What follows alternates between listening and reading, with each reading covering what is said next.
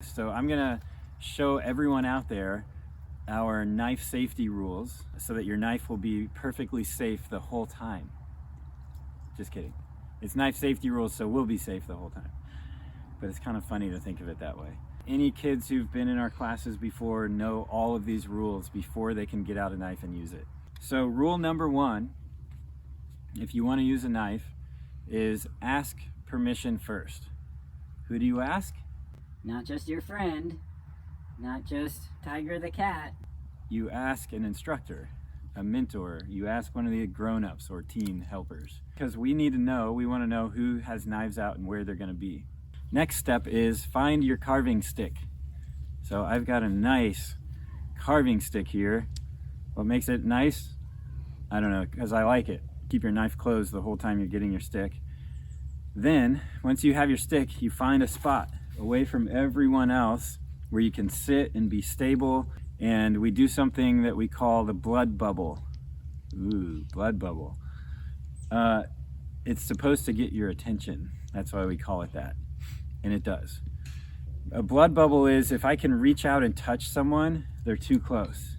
So I reach out and check my blood bubble and make sure that I can't touch them. Anymore, I tell kids, don't even do it with your knife in your hand, because I don't want them getting used to just doing this with their knife in their hand. They might absent-mindedly do that with it open and not even think about it. So I just say empty hands.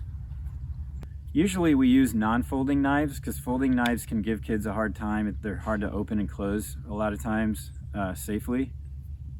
So we have other knives. I just didn't bring the other one out.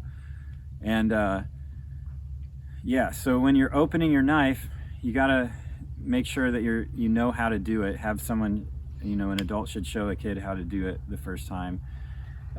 If it's a sheath knife and it comes out of the sheath, make sure you're grabbing the sheath all the way down near the end. One time, I've seen this, I think just once, where a kid grabbed the sheath too high, and when they pulled it out, it sliced their finger.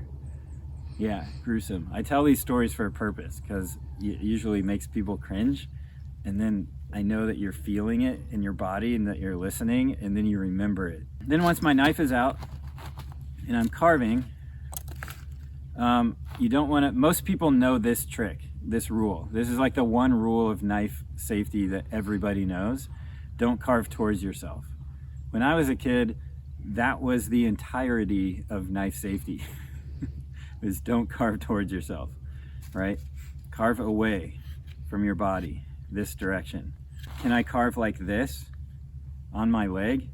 No. So I hold my stick out here and I carve away from me this way. Tiger, you're in my blood bubble. Just toss her aside. Away from my body, and it's not on my leg, and it's not like right here either. I could do this, like out in front, but I just got to make sure it's not carving towards my leg. Let's see, another thing, I'm carving out here and I'm carving away from, Tiger, that's my blood bubble. What about this? I'm carving away from me, right? But what's wrong with this? I'm getting really close to this thumb. Don't get that close to your thumb. Move your hand back and carve over here, right? You don't want to be carving right next to that thumb or your hand or anything. Now, what's wrong with this?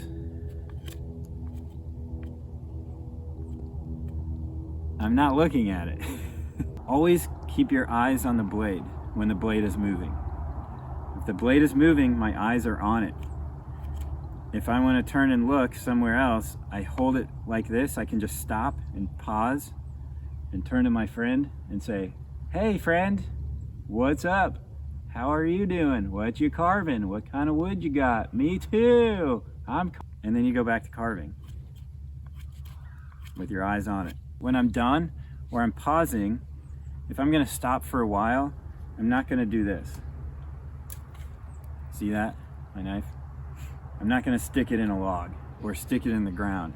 I've seen people, I've seen adults, grown-ups do that more than kids. I don't know what it is. Grown-ups like to stab it into things and leave it next to them. Okay, I got to tell this story because the kids always ask us to tell it. Didn't happen at my wilderness school. Happened somewhere else long ago. Someone took their knife, stuck it in the ground, you know, sticking out like that, open blade. And they were calling people together, the class together, and this guy comes running, as adults, he comes running through barefoot. His leg swings through, catches the blade between the toes, like full leg swing, peeled his foot like a banana. You know what they called him? Banana foot. You don't want to be banana foot. So put your knife away always. Don't ever leave it sitting out. Sheath it or fold it. We don't walk around with them open. Always closed. You don't know how to carve something safely?